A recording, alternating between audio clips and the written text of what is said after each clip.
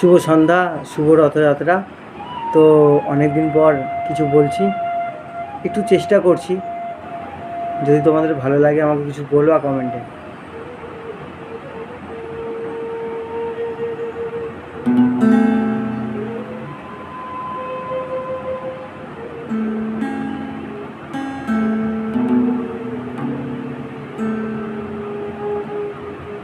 বেঁচে আছি কি না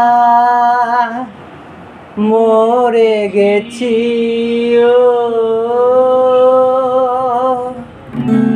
বারে সে দেখে যায় আমি কত সুখে আছি সাথী।